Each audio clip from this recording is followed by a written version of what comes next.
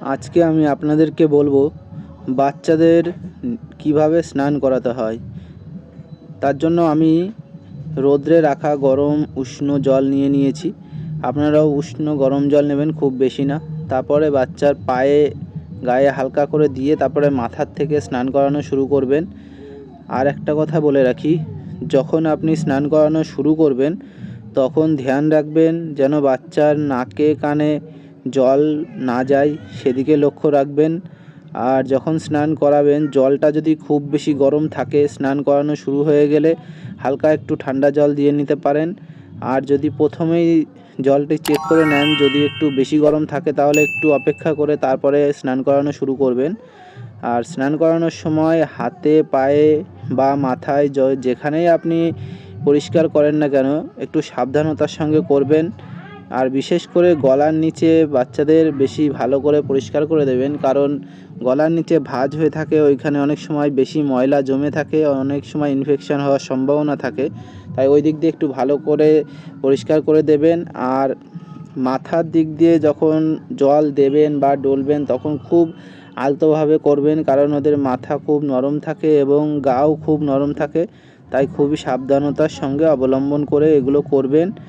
আর সারা গায়ে জল দেওয়ার জন্য খুব বেশি পরিমাণে জল নেবেন না, 250 থেকে 500 ml জল নিলেই যথেষ্ট। তারপর যখন স্নান করানো হয়ে যাবে তখন আপনি বাচ্চার গা খুব আলতো করে সারা গা মুছে দেবেন।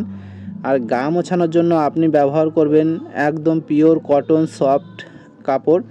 আপনি চাইলে কটনের যে শাড়ি হয় সেই শাড়িও নিতে পারেন, আর গামছা নিতে পারেন, কিন্তু পিওর কটন হতে হবে, তবেই হবে।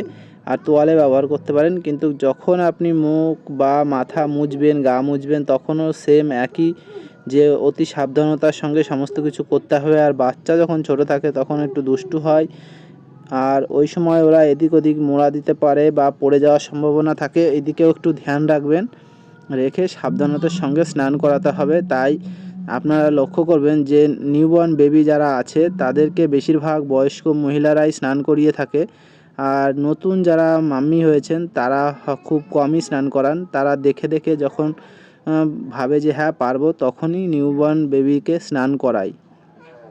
তাই স্নান করানোর সময় সময় সাবধানতা অবলম্বন করবেন, বাচ্চা যেন এদিক ওদিক হেলে না পড়ে, কোনো জায়গায় মচকা না খায়, আর মাথায় যেন কোনো রকমভাবে প্রেশার না লাগে সেদিকে লক্ষ্য করবেন। আর গাটা যখন মুছাবেন পিওর কটনের ন্যাকড়া হতে হবে, আর কটনের কাপড় দিয়ে আলতো করে সারা গা খুব ভালো করে মুছে দেবেন। মাথাটা বিশেষ করে খুব ভালো করে মুছে দেবেন, কানের মধ্যে মুছে দেবেন।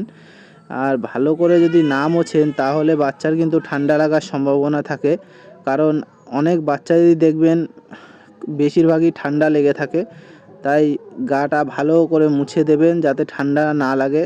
তারপর স্নান করানো হয়ে গেলে কাজল টিকা লাগিয়ে দেবেন, কাজল টিকা লাগিয়ে জামা পরিয়ে দেবেন, জামা পরিয়ে দিয়ে যদি আপনি খাইয়ে দেন বাচ্চাকে তাহলে দেখবেন বাচ্চা খুব তাড়াতাড়ি ঘুমিয়ে পড়বে।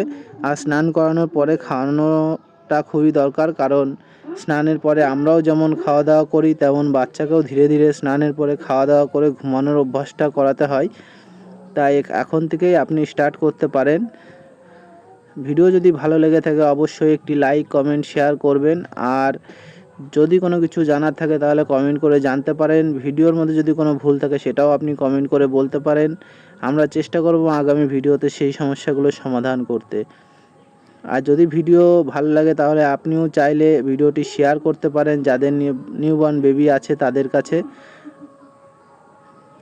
আর বাচ্চাদের কেয়ারিংয়ের ভিডিও যদি পেতে চান বা কিউট বেবি ভিডিও যদি দেখতে চান, ডেইলি ব্লগিং ভিডিও দেখতে চান, তাহলে আমাদের ফেসবুক পেজ ও আমাদের ইউটিউব চ্যানেল সাবস্ক্রাইব করে রাখতে পারেন। আজকে এই পর্যন্তই, দেখা হবে নতুন একটি ভিডিওতে।